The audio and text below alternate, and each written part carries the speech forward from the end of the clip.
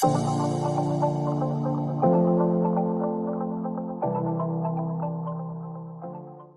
Christmas Eve and Joe, a travelling salesman, has been caught in a snowstorm on his way home from a convention. He's hundreds of miles from home and the snow won't let up. So he pulls into the nearest parking lot where there is a diner. He's sitting in his car, sadly thinking, I'm going to miss Christmas. This is horrific. I've got to get home, but I can't get home. I'm going to miss Christmas. He's thinking about his kids, excited on Christmas morning and him not being there. He decides, well, while I'm here, I may as well go in and get something to eat from the diner while the storm is still raging. The place is empty, so he picks out a booth seat easily. The waitress, a middle-aged woman, done up in festive tinsel in the hair and a Rudolph pin, comes up and says, "What can I get you, hon?" Joe checks his watch. It's already past midnight. He says, "Well, I guess it is Christmas morning already, so I'll have eggs Benedict. That's what my mum would always make on Christmas morning." Seeing as he's the only customer, he wasn't surprised when his eggs came out really quickly. What did surprise him, though, was that the waitress was bringing out a hubcap. And she came out with this hubcap and placed it before him. And he couldn't figure out what's with the hubcap. So he said, "What is happening here?" The waitress says, "Well, I just figured there's no plate like chrome for the hollandaise." Now, we're talking about missing Christmas, and some of you might consider missing Christmas here if I keep telling jokes like that. But what we're talking about here is missing Christmas. And in the Nativity of Christ that was just read for us, we have an account of someone missing Christmas, don't we? Herod. Herod missed Christmas. In a sense, he missed the fact of Jesus' birth, at least until the wise men from the east arrived and alerted him to it, enlightened him to it. But more importantly, Herod missed Christmas in that he was far too selfish, idolatrous of himself, and far too insecure to welcome the King of Kings into this world. He didn't worship appropriately. He needed to destroy. He needed to be the focus of Christmas. And how about us? Are we missing Christmas, do you think? We know it has nothing to do with travel plans or work schedules. It has everything to do with humbly seeking and submitting to Jesus. That's the only way we don't miss Christmas. Because to miss Christmas is to miss Jesus. To miss Christmas is to miss Christ. The very word's a giveaway, is it not? Mass, a Christian church service, in this case, celebrating the birth of Christ. So if you don't have Christmas, you're not really going to be left with much more than happy holidays, which is semantics, but you get the point. We're here to meet Jesus, not miss Christmas. So we pick up in Matthew 2 where we meet some interesting characters in the Nativity of Christ. We have King Herod and we have wise men from the east. So who is Herod? Herod is a family name of a ruling dynasty in Palestine. It can be a little misleading when we read about Herod because we can tend to think that his reign lasted a really long time, but there's about 4 Herods that we read of in the New Testament. The one we read of here in Matthew chapter 2 is Herod I, sometimes known as Herod the Great. He is called King of the Jews. He himself is not an ethnic Jew. He was an Edomite from the people, a descendant of Esau. Now, Esau might be a familiar name to some of us because we know Esau was Jacob's brother. Jacob and Esau were twins. Jacob was the younger twin. Esau was the older twin. Jacob fathered essentially the Jewish nation, and Esau went on to father the Edomites. Look what God said to Rebekah, the mother of these twins, in Genesis chapter 25 about Jacob and Esau. The Lord said to her, 2 nations are in your womb, and indeed they are. 2 peoples will come from you and be separated, indeed they were. One people will be stronger than the other, and the older will serve the younger. Unheard of, culturally. That's not what happens, except in God's kingdom, which is upside down, back to front.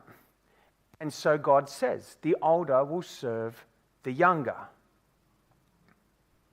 Now, we might know how this plays out. If we know that story, we know that Esau rashly sold his birthright to Jacob for a pot of red stew, some kind of lentil curry maybe.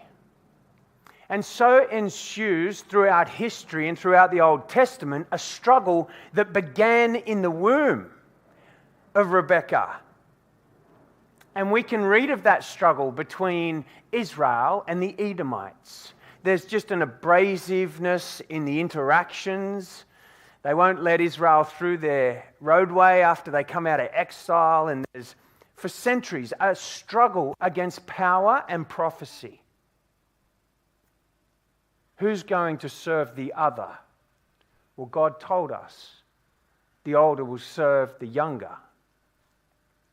Now, during the Maccabean Wars in about 160s BC, the Edomites were brought under control by the Jews and so forced to convert to Judaism. Through it all, the Edomites maintained much of their old hatred for the Jews. When Greek became the common language, the Edomites were called the Idumeans. Now, with the rise of the Roman Empire in the mid-20s BC now, an Idumean father who had converted to Judaism had a child who was named King of Judah, and that's Herod. Herod the Great was the king of Judah. He was therefore considered the king of the Jews, not a Jew himself.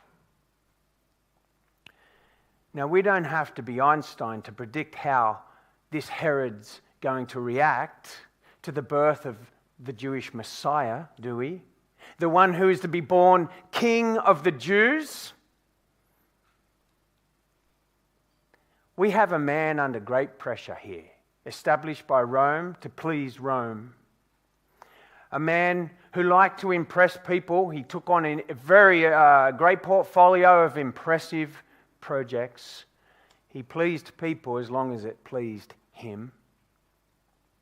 A man who was desperately holding on to power that was not ordained by God, in fact the opposite, and would now be directly challenged by God in the incarnation of his Son, Jesus. He's breaking in to his kingdom, to Herod's kingdom. This is not going to go well. We have here the older descendant of Rebekah's Esau, King Herod, ruling over the younger descendant of Rebekah's Jacob, the Israelites. That's not going to work. That's not what God said would happen, so it's not going to work, is it? And we know when we're operating in direct opposition to the will of God, it's just not going to work. God said Esau would serve Jacob, that Edomites would serve Israelites. So now Herod the Great, the so-called king of the Jews, is going to fight like cat and dog in order to keep himself and his throne unchallenged by the real king of the Jews. In fact, the King of Kings, Jesus. I guess that's what's in part playing out in the physical, but you can sense a battle raging in the spiritual, can't you? Wow. What a move when heaven came to earth. Jesus is the chosen one of God, not the chosen one of the Roman Senate. And in opposing him, of course, Herod is going to miss Christmas. And so is anyone who opposes him. And if you don't worship him, you oppose him. As Herod humbled himself before the Lord, he would have found himself to be truly exalted. As Herod laid down his earthly crown at the feet of Jesus, the King of Kings, he would have been assured of receiving the eternal crown. But he didn't. He completely missed Christmas. What a waste. What a missed opportunity because of idolatry and selfishness and insecurity. They're three names for the same thing, the same condition. Idolatry is all self-centered and it's all insecure. What's our reaction to the birth of the King of Kings? Are we like the wise men of the East? Because we read that they came inquiring. They came determined.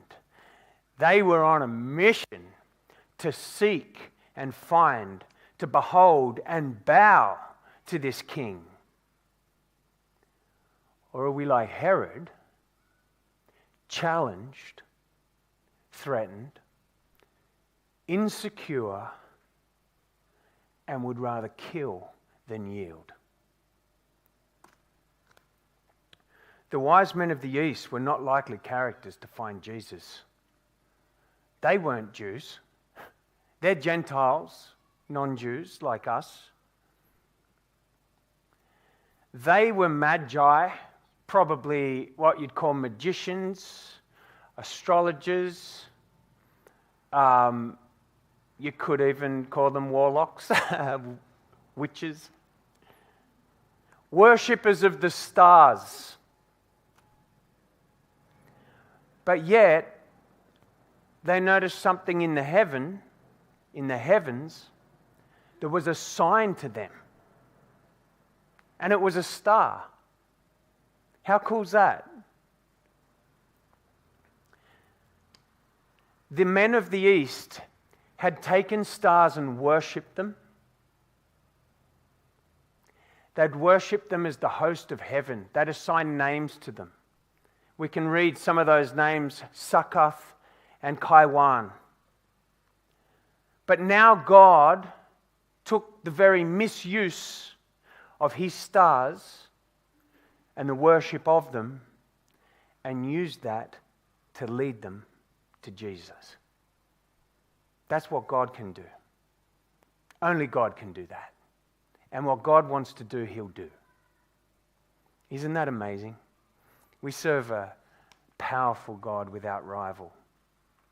And as they presented themselves to Herod, they declared they've come to worship the one born King of the Jews. You could imagine him just like choking on his whatever he used to eat.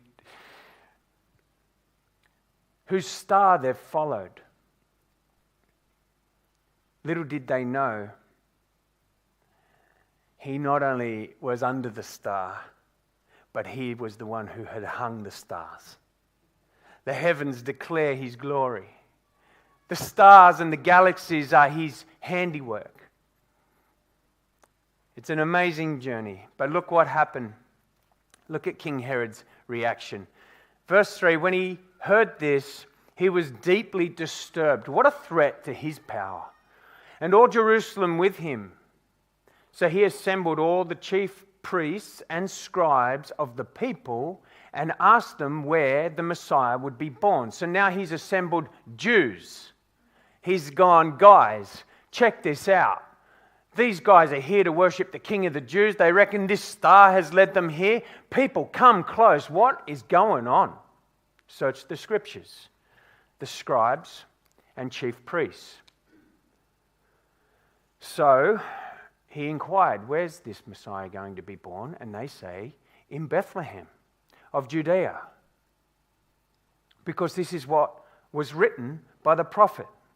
And you, Bethlehem, in the land of Judah, are by no means least among the rulers of Judah, because out of you will come a ruler who will shepherd my people, Israel. And his name's not Herod, he's Jesus, the Christ. That prophet was made by Micah about 700 years before Christ.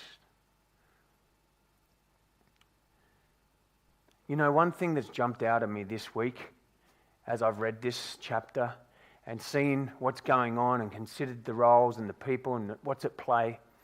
One thing's at play, and that is God did not miss Christmas. God didn't miss Christmas, which sounds like maybe a silly thing to say and a bit obvious, but He never missed.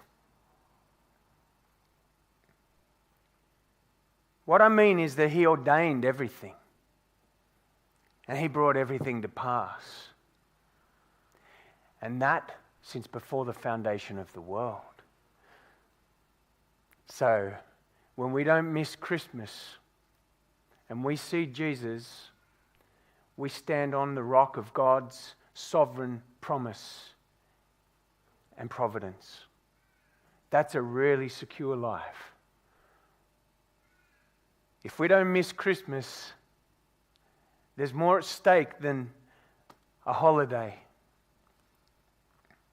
Look at what Ephesians 1 says. For He chose us in Jesus before the foundation of the world to be holy and blameless in love before Him. Choosing us in Jesus is another way of saying this plan was already done before the foundation of the world. 1 Peter 1:20 says, Jesus was foreknown before the foundation of the world, but was revealed in these last times for you. This was not a revelation to God, this was a revelation to the world, but this was established before the foundation of the world. If you meditate on that, that's amazing.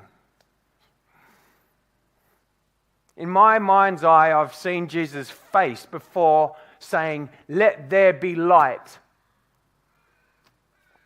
In my mind's eye, I've seen the Father look at the Son, knowing completely what's at stake, knowing completely what's ahead, and Jesus nodding in obedience, submission, and approval, and then, let there be light. And that plan was enacted. It's worth meditating on. You see, Christmas was and always is central to God's eternal plan of redemption. Long before it was needed, And God not only planned it before time, but has demonstrated his sovereignty by carrying it out throughout time in accordance with his word. And in Matthew 2, we have a wonderful demonstration, just in this chapter alone, of God's sovereignty in planning, declaring, and executing his good, pleasing, and perfect will in redeeming people to himself through Jesus. What am I talking about? I'm talking about the evidence of prophecy. God's word is true.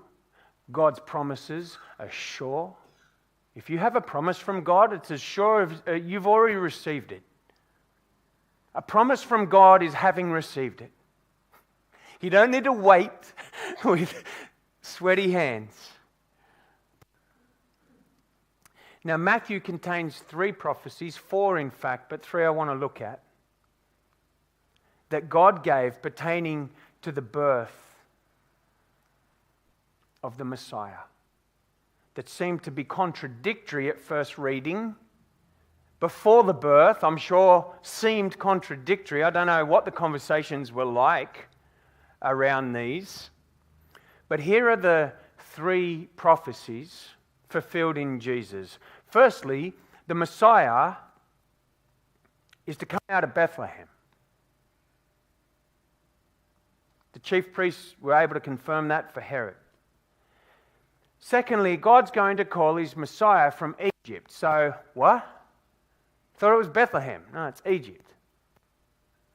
Thirdly, this anointed one would be called a Nazarene. He's going to be in Nazareth now. Are we talking about 3 people? Could you imagine 3 prophets walk into a bar a few years before Christ and start arguing about this? He's coming from Bethlehem. No, he's Egyptian. No, he's a Nazarene. Well, if God says it's true whether we understand it or not. It's true whether it makes sense or not. It's true whether it's so-called possible or not.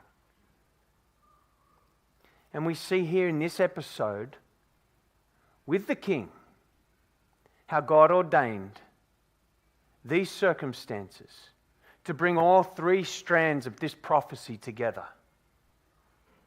Jesus was born in Bethlehem, as God said.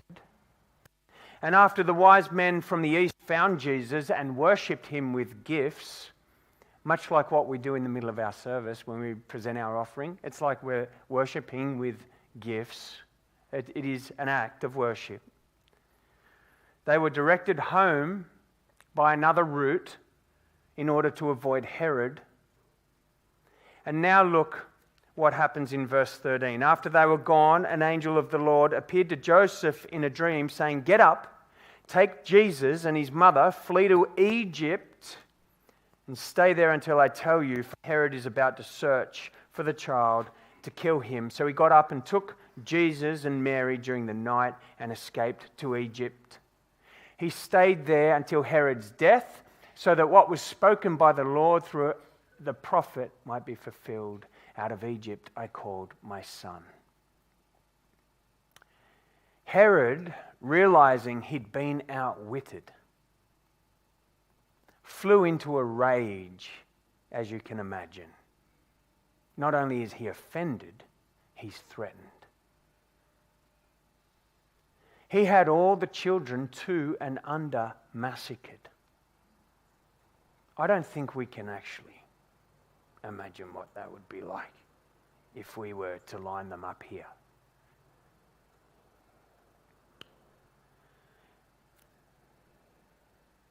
Jesus wasn't among them. Jesus had escaped.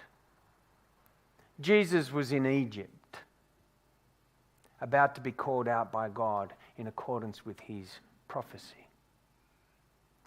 To come home when the time was right, and we see in verse 19 when the time was right. After Herod died, that's when the angel of the Lord appeared in another dream to Joseph in Egypt, saying, "Get up, take the child and his mother and go to the land of Israel, because those who intended to kill him are dead." So he got up, took Jesus and Mary, entered the land of Israel. But when he heard that Archelaus was ruling over Judea in place of his father Herod, he was afraid to go there. And being warned in a dream, he withdrew to the region of Galilee.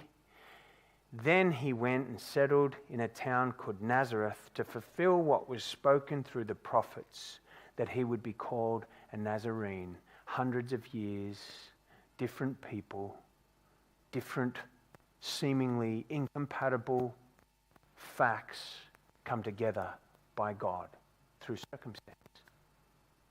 That stood out to me this week. What do we learn from Matthew 2? Well, we learn we can't kill Christmas, but we can miss it. You're not going to stop God, but you can turn. You can blaspheme. You can usurp the throne. It's been said, and I like this concept, the only thing bigger than God is the human ego. It's the only thing bigger than God. The human ego. Even though God beats it by his Spirit, quickening us, killing that. Herod missed it because he was obsessed with his own plight and his own power and his own prestige and his own provision. Ironically, he was insecure and pathetic in his kingship, in the protection of his kingship, in the holding tight to his plight. He was insecure and pathetic. If he'd let it go and presented it as a free will offering and stewarded it for his glory, he wouldn't be pathetic. He would have been powerful, as are we. There's only one real king of the Jews, and it's not Herod. His name is Jesus. And he's beyond that. He's the King of Kings, the eternal Son of God, without rival. He's our Savior. Nothing has changed. We are not Lord of our lives. Our lives are completely in the hand of the Lord of all, whether we believe in Jesus or not. There's a misnomer that we often say that doesn't help, that says, I decided to make Jesus the Lord of my life. No, you didn't. He's the Lord of all. No one decides to make Jesus the Lord of their life. He is that. How are we planning to enjoy Christmas without him depositing a breath in our lungs? We won't even see it. So we can miss Christmas, but he doesn't miss us. He knows us and loves us and calls us. It's not even an option for us to disbelieve. We can, but it's not available to us to make it not true. Romans 8:32, he did not even spare his own son Jesus, but gave him up for us all. How will he not also with him grant us everything? If we miss Jesus, we miss Christmas. If we miss Christmas, we miss everything. Because we get everything with Jesus, we get nothing without him. Nothing lasting. Herod was obsessed with protecting what he thought was his, and so he sought to kill. He pursued the death of every child in order to try killing Jesus. If only he had known that that little baby boy, that little body was born to be given for him.